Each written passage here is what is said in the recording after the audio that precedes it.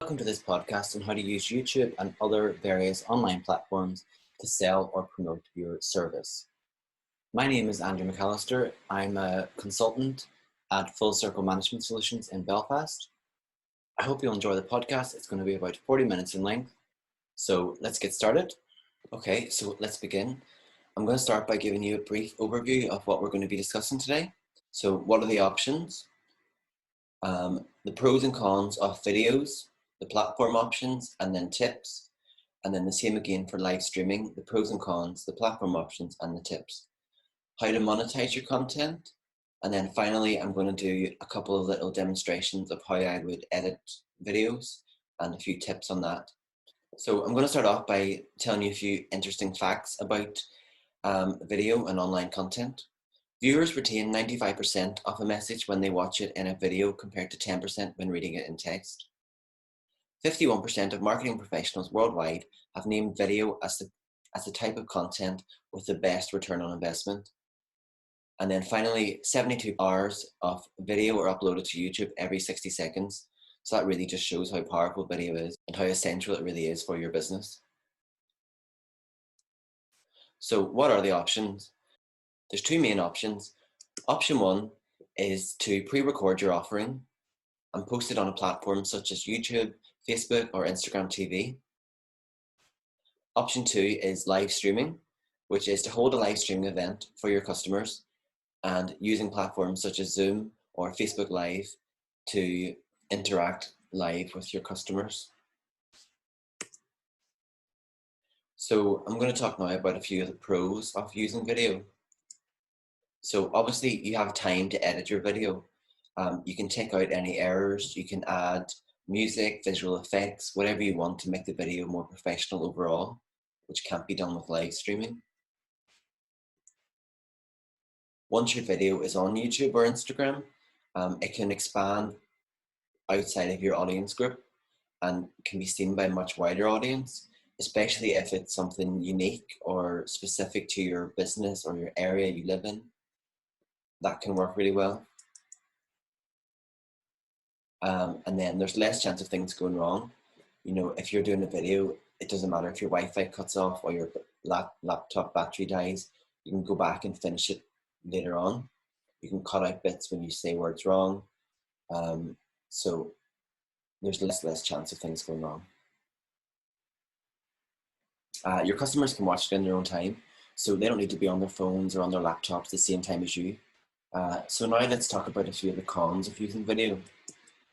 So using a pre-recorded video, it's less interactive and personal than having a live stream with your customers or a video conference. You don't have the options to interact with your participants who are watching. You can't answer their questions, you can't hear the feedback. Another thing is that videos give participants the option to pause and resume whenever they wish.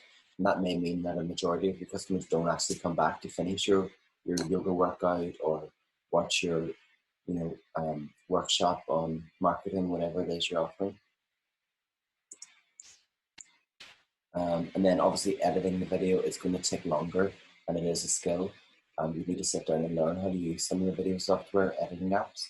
However, there's loads of free ones out there and I'm going to show you a couple at the end of this tutorial, so make sure you stay tuned. So which platforms to use? Obviously the main one that everyone knows is YouTube. It's the most popular video sharing platform in the world. Over 2 billion users use it. It's most popular with 25 to 34-year-old age groups. However, it has expanded recently in the last few months due to coronavirus, people working from home, people wanting to teach themselves and learn new things online. Obviously, it's free to use, but there is the option to pay for advertising if you want. And when you sign up, you'll be able to create your own channel for your business, which is kind of like a Facebook business page. You can have your cover photo, you can have your information, your contact information, your link to your website. So it's great in that way. So a couple of tips then for YouTube. Reports have shown that YouTube channels that post more than once a week get much better performing videos and more recommended views.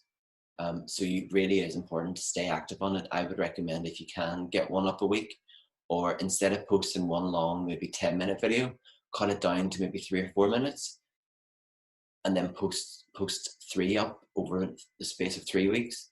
It just means if you're running out of content ideas, you still have enough videos going up there.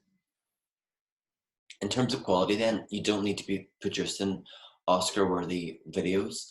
However, you do need the basics. So you need HD footage, filmed horizontally. You need clear sound and concise, entertaining or informative videos. So cut out, the babble or long pauses.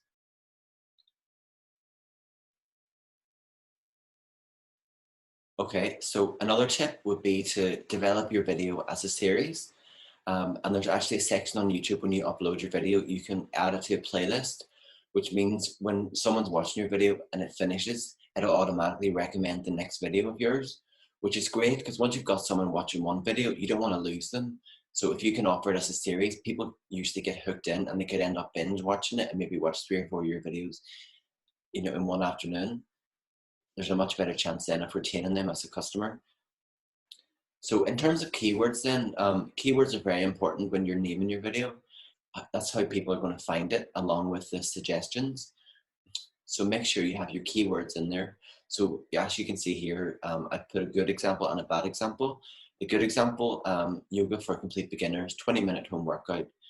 It tells people what it is. It's got yoga in it. It tells them it's for beginners. It tells them how long it's going to last. And then it tells you where you can do it so you can do it at your home. The bad example below, they're assuming that people know that it's going to be about yoga, and they're assuming people know how long it's going to last, and they're assuming people know, what intermediate to advanced means. That could be anything. That could be karate, So you need to really make it clear in your title. In terms of thumbnails then, thumbnails I think are the single most important thing when uploading your YouTube video, and it's something that a lot of people actually overlook. So I really think they can make or break your success on YouTube. If you have a look at these examples here that I screenshotted, you can see this guy with the green backdrop. He's kept consistent with it. He's kept the green throughout. He's clearly wrote what each video was offering on the thumbnail. He's got a picture of him smiling, whatever. It's going to entice you in. Same with the yoga girl. She's got all her different colors. She's got the text in big bold lettering, and then she's got a cutout of her doing one of the poses. So it's going to catch your eye when you're scrolling through the millions of videos online. The reason this is so important is that suggested videos are actually the leading source of organic traffic on YouTube.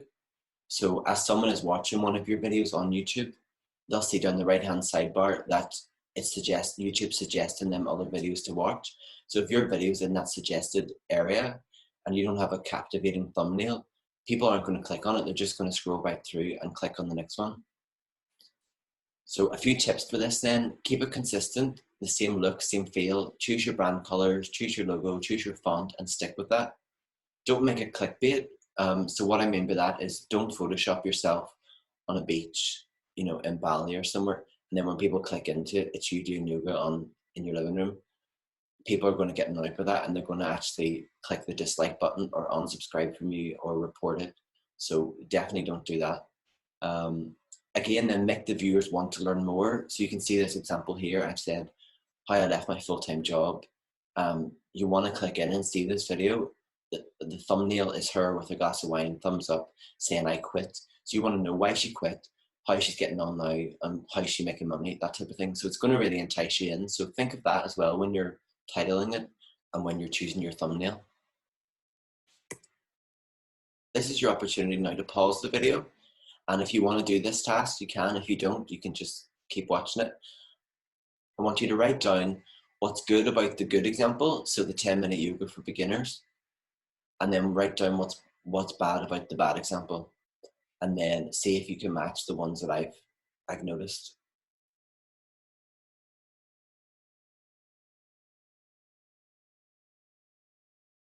Okay, so now I'm going to do a quick demonstration on YouTube.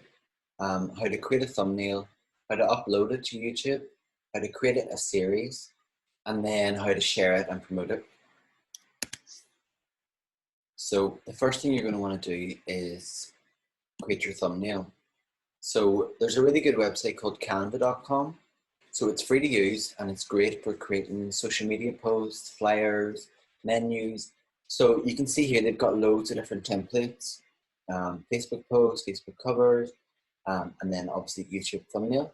So you can either click there or you can go up here and you can type in YouTube thumbnail.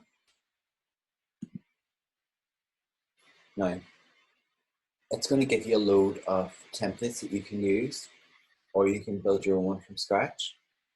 So for the purpose of the demonstration, I'm going to build one from scratch. So I'm going to click on blank. It then opens up a blank template in the exact size that you need for a YouTube tutorial, for a YouTube thumbnail. You're then going to want to get your video and take a screenshot from it. So I am going to go to my pictures and find a video. So for the purpose of this, I'll click on this video. I will mute it, press play, and then you're going to move it along till you find a section of the video that you want to use for your thumbnail. So let's say, for example, I want to use this. I will pause it on that, and then crop it in a little bit. I will then take a screenshot, and then open up your screenshot. You can crop it in so it's just thumbnail of the video. So press done, and then you can go back to Canva. You can go down to upload an image, find your screenshots.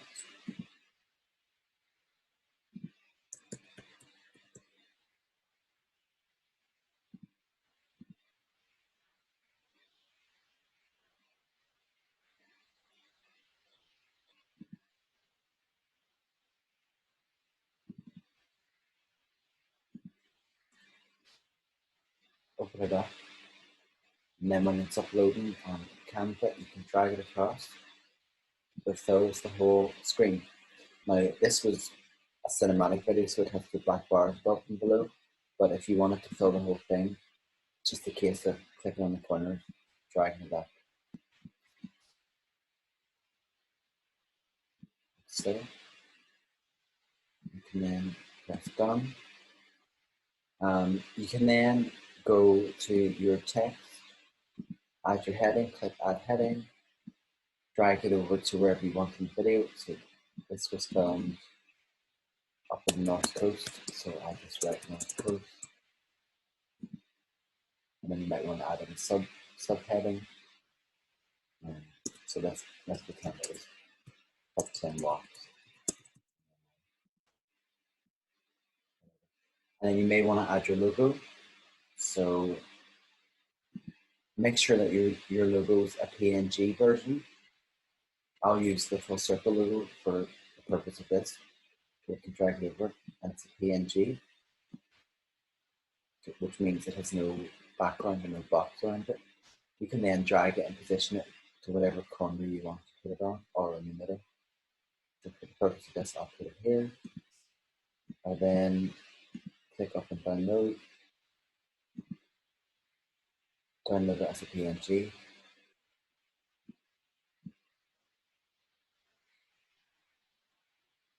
And that's it, that's your thumbnail created. So like I said, bear in mind your colors and your theme. So if I was doing it for full circle, you might want to put in a circle in orange. You might want to click on elements, drag in a circle, click up here, and then you can change the color of it and find either click on an orange color or find your exact orange color. You can type the code in here and it will match it up exactly. You can play around with that. Things like this will make it more, and then things like this will make it an overall stronger and more consistent thumbnail when people are viewing all your videos in one go. So once you've got your thumbnail, you can go back to YouTube. You're then going to want to head over to YouTube. You're going to want to sign in or sign up if you haven't already. Click on sign in, click in your email, type in your password.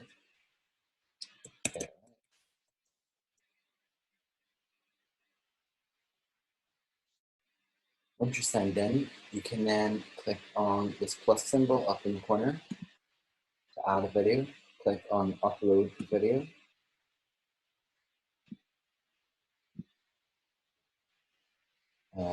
Select your file.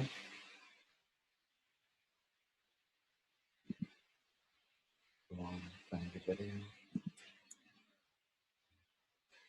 And then whilst it's uploading, you can begin to type in your keywords in your title. So it's already done it here. So top 10 walks in Northern Ireland and at North Coast. And then in the description, you're going to want to put in your keywords, location, length, and then maybe follow us with your Instagram links or your Facebook links, website, whatever you think is relevant. Your thumbnail then, if I delete it and show you. So this is where you'd add your thumbnail. Click on it, go to your downloads, find your thumbnail that you've just created in Canada. Click upload, it'll then pop in here. This is then when you can select your playlist. So it'll probably be new playlist. This one with walks, I'm going to name it walks. Public, unless you're charging people and you want to keep it private or unlisted, and then you have to share the link with them. For this one, we'll just keep public. We'll create. Then I have to tick the box. It'll then add to the walk playlist. It then means when you add any videos in the future and tick walks, they all add to the same playlist, and it's easier for your customers and your viewers to keep track of them all. Is it for kids? So this one isn't, so I'll click no. Age restrictions, that's fine, you can leave all that blank unless it is age restricted. You then continue. Move that, continue.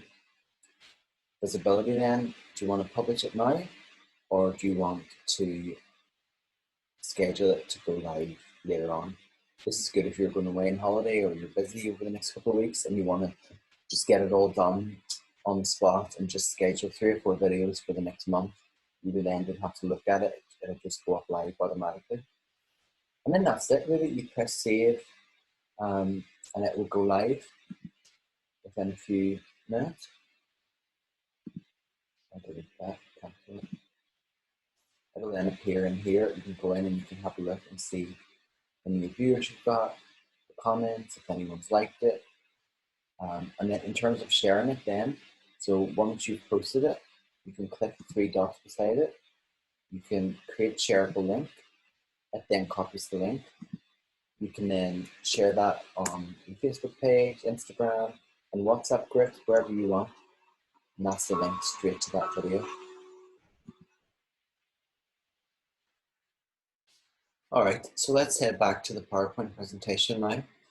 I'm going to touch on Facebook. Obviously, I'm sure most of you know Facebook is one of the biggest social media networking platforms in the world. 2.45 billion users, more than 80 million businesses around the world use it and have a Facebook business page. 65% of the users are under the age of 35. So a few tips then for posting videos on YouTube. Educate your audience. An effective type of video that works great on YouTube or that works great on Facebook is when you give people tips or teach them something useful that they're going to find beneficial. Don't waste time. When it comes to Facebook videos, it's quite different to YouTube. You know, they haven't come on to search for your video. They're finding it by chance, by scrolling down through their feed. So you need to get to the point straight away, let them know what it is you're offering, why they should stop and why they should listen and watch the video. Don't create long drawn out introductions. Don't babble on, just get to the point. Captions then, this is something that's very important for Facebook. As I mentioned, it's very different from YouTube and people are usually on it while they're out and about or on the go, they're active. Therefore, they may not always be listening to the audio. They may just be watching it. So according to statistics, 85% of users on Facebook actually watch video without the audio on. So you really do need captions. It's going to help people understand your video a lot better. And it'll help to decrease the chance of losing the user if they can't understand the video without sound. Tagging other people. So if this is relevant, don't do it if you're just doing it for the sake of doing it. But if you've worked with a business or a brand or another person, tag them in the video. It's going to help get your video out to more people, get wider reach, more engagement. It's definitely worth doing. Okay, so Instagram, again, it's massive, 500 million users worldwide. 400 million people use it every day and look at the stories. Its most active age range is 18 to 34 and 34 to 44, so slightly younger than Facebook. Average Instagram user spends 53 minutes a day on the app, which doesn't seem like a long time, but if you sat there and counted it, it is quite a long time. Couple of tips then for Instagram. So video length. No. So video length, depending on where you're going to post the video, it will affect the length of the video. So if it's a 60-second video, if it's up to 60 seconds long, you can just post it as a regular post on your feed. If it's up to 15 seconds long, you can do it as an Instagram story. Anything longer than a minute, but shorter than 10 minutes, you can do on Instagram TV, which then can also be shown on your story, but they only see the first 1 minute and then they have to click a link to watch the full version. Anything longer than 10 minutes would have to just be an Instagram live stream video. So it has been proven that short, concise videos work better on Instagram. People don't have a long attention span on Instagram. They're scrolling through. They want to get as much information as they can, see it and move on. So I would recommend, instead of doing, say, 1 5-minute video, which would work great in YouTube, maybe try to split it into 5 1-minute videos if possible. Format really matters on Instagram. Instagram is built for mobile only, so you should be filming it vertically. So keep that in mind when you're filming your footage. Don't assume that the viewers will turn their phone around or view it horizontally. The majority of them won't. So it's better to shoot vertically or edit the horizontal footage to be vertical. Again, subtitles and captions are very important on Instagram. 85% watch it without the sound on. Instagram TV actually allows you to add subtitles to your video, with the vast majority of people consuming content on mute. More and more people are consuming content on the go, similar to Facebook, so it's always better to make your content user-friendly. So in terms of live streaming, then what are the live streaming options? Zoom, obviously it's expanded massive in the last couple of weeks. Everyone's using it now, especially people working from home, businesses working to collaborate. It's a remote service that combines video conferencing, online meetings, chat and video collaboration. Like I said, over 2 million people have downloaded it since the beginning of March.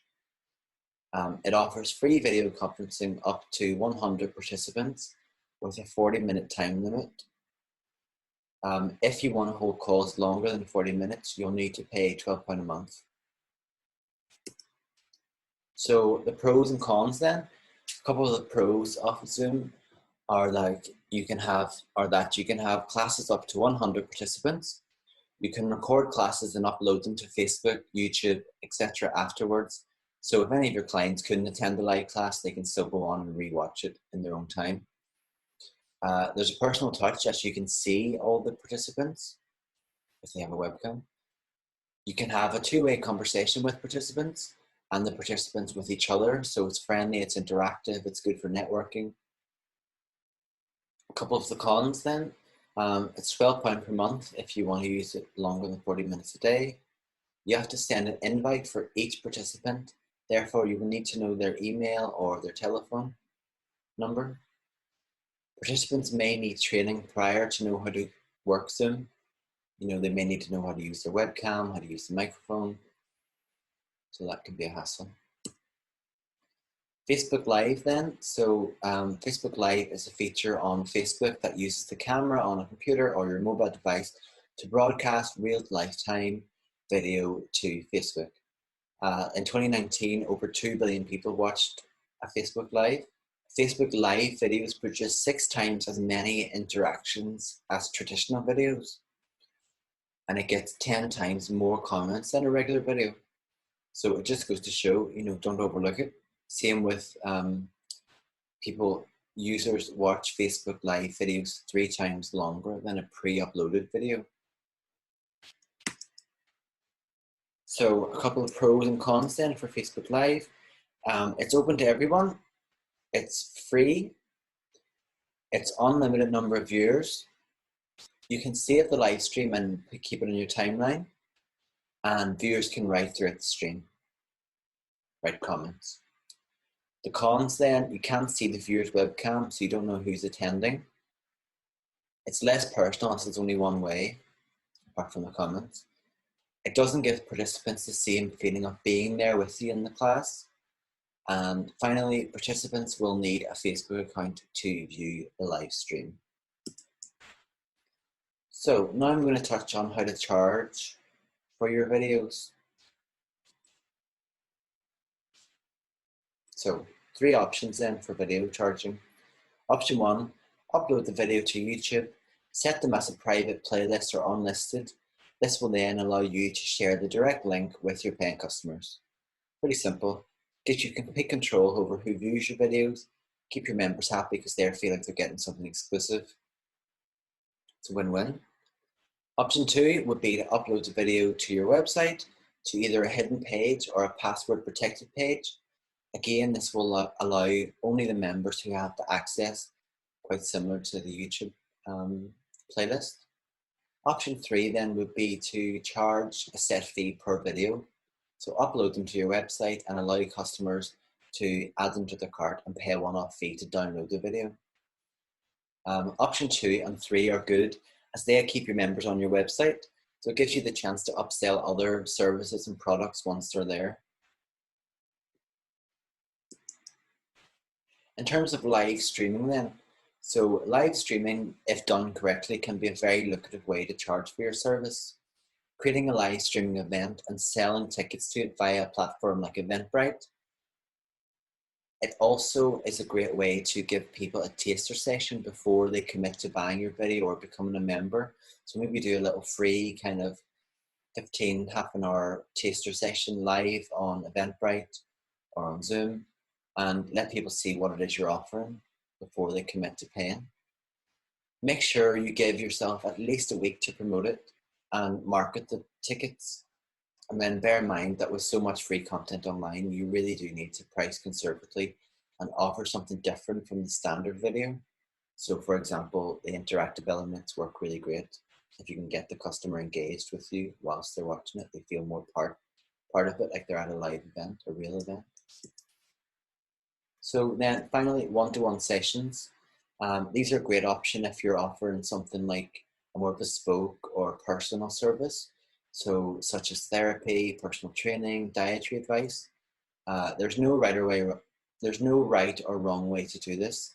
However, I would recommend doing it via Zoom, Skype, or FaceTime, either charging per hour or per session. Additionally, you can then still be doing YouTube and other things on the side to offer taster sessions or remind people what it is that you do. So now editing. In terms of editing, there's a number of different free softwares out there. If you just Google top 10 best software, video editing software, it comes up with loads of websites that can recommend one. I personally use iMovie. You can get it on your iPhone, on the App Store. You can get it if you have a MacBook. You can use it on that. PC Movie Maker is a good option too. It's always been reliable and it's free. And then obviously in your editing application, you can trim the end of it. You can add in clips. You can add transitions. You can add your voice over the top. Loads of different things you can do. And you can also add music. So in terms of music, music really will enhance your video. It's great to add it in. However, it must be an open source.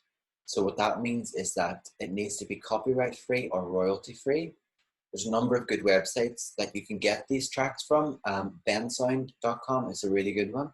It has loads of good simple backing tracks that you can use when you're speaking over the top and you just want some music in the background.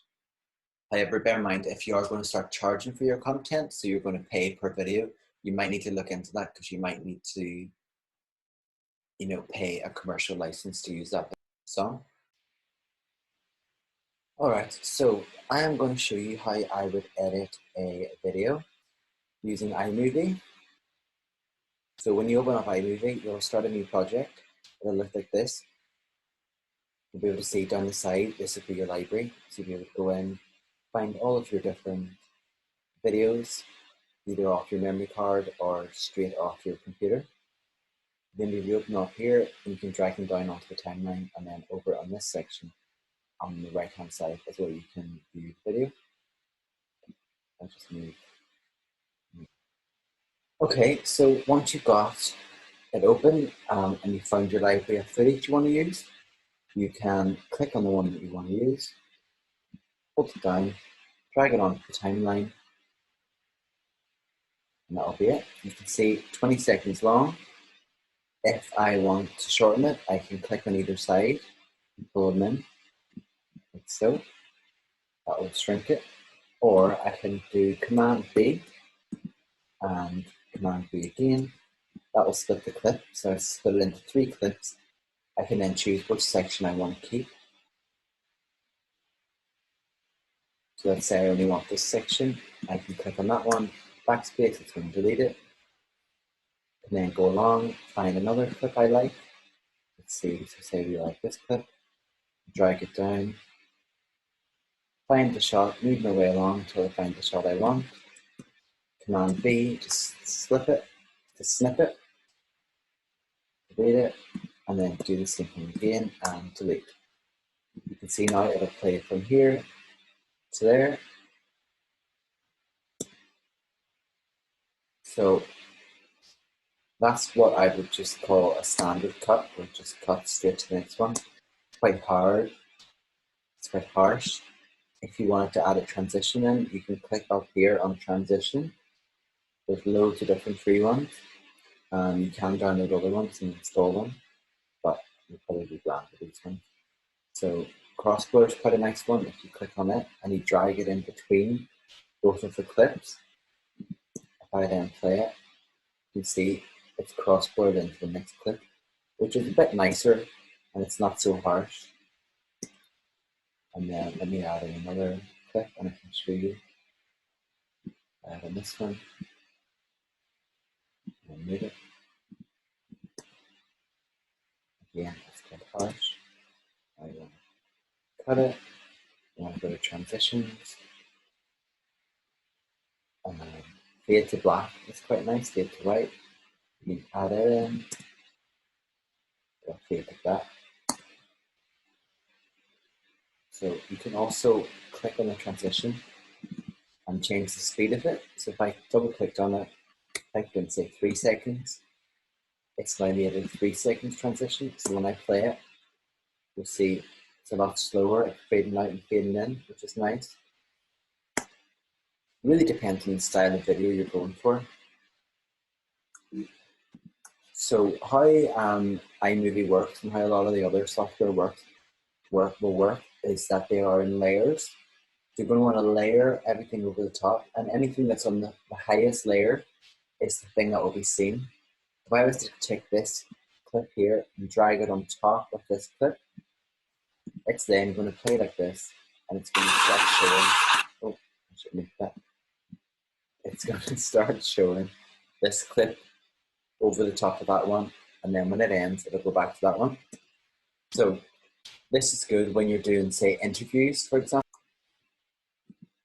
So if I was to then, say, take this audio clip up here of someone speaking, I can pull it down underneath the clips, press play. You can hear the voice speaking. Let me find a better section of it. So withdrawn to the program after race. You hear the voice speaking, you still see the clip. And then you can add in the music, you can add in whatever else you want. So that'll be an audio. Like I said, you need to use copyright-free music, so you can download it yourself and install it here. or they do have a range of free songs already built in on iMovie. So if I wanted to say use this simple one, I can click on it, play it. That's what I want. I can click on it. You're then going to want to drag it below your audio of your voice. So it goes down below. You're then, usually with backing vocals, you're going to want to bring them down with backing tracks, bring it down to maybe 20%. It's very subtle, so you can still hear the voice and you hear the music. So if I play that now, Withdraw the program after recently attending another you can hear the music still too loud, so I'll bring it down to 10%. recently attending another council supported event. You can still hear the voice clearly, and then you just hear the music very subtly in the background with the clips playing over the top. And I can drag these clips, layer them however I want for the desired effect. In terms of other things then that you may need to know for iMovie or editing your videos, it would be titles. If I was to click up here in titles, say for example I wanted a name one, I would maybe click on this, drag it down to the section I want. It's going to then pop up here. I can then put in the person's name if it was say an interview, put it in there, and the subtitle, maybe the company name.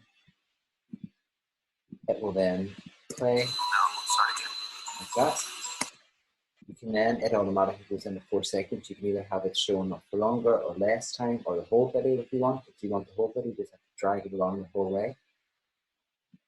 Also, titles at the start, you may want to add a title in right back at the start, which will play like that with no background. Or if you want, again, you can add it underneath, like so. Don't look directly at the camera, look at you. And it'll play over the top. So depending on what you want, if I was to open up one of my old projects that I've done, and I can show you how it looks. So I'll open up this one and show you. You can see the different layers here. So there's quite a lot of audio layers because I was adding in, so this is the piano music. This is the lick. So I wanted to add in ripples, water. Usually when you're filming something outdoors, there's a lot of wind and noise and stuff, so the footage won't be that good. The audio won't be very strong on it. So you may want to add in clips pre-recorded or clips that you downloaded online. So for example, this one is a sailboat clip that I found online. I was able to download the audio and then play it over my video. I don't know if you can hear that, but just different sound effects. Like this one, with the water rippling. And then this is where the music comes in. So this is kind of getting a bit complicated, but if you do want a layer, you can have as many layers as you need. And again, with the videos then, at the top, I've kept them all quite simple, quite short. I try to keep them all at the same time, so it doesn't, you're not one long clip and then one short clip. And then you'll see the transition now. It fades out, fades into the next shot, really slow motion. And again, then if I wanted to speed this up, I can click on the clip. I can go up to this dial up here. I can click on speed, and then I can click slow, fast, custom. If I want it to fast, I can click times by 2, times by 4, times by 8, and it will be 4 times the speed. Now when I play that, it's a lot quicker, or I can set it back to normal and it will be slow motion. So it's really just a case of playing around. Like you see there, I've got hundreds of clips all kind of merged together to make one video. Then once you're happy enough with your video, you can go up here and share it and export it and choose the file and choose how big do you want it to be. Do you want it to be 4K, HD? Obviously depending on how you filmed it. If your camera does HD, then I would recommend selecting the highest quality because it's going to be the best for YouTube. And then click next, and that will save it to your laptop, and then you can upload it onto YouTube.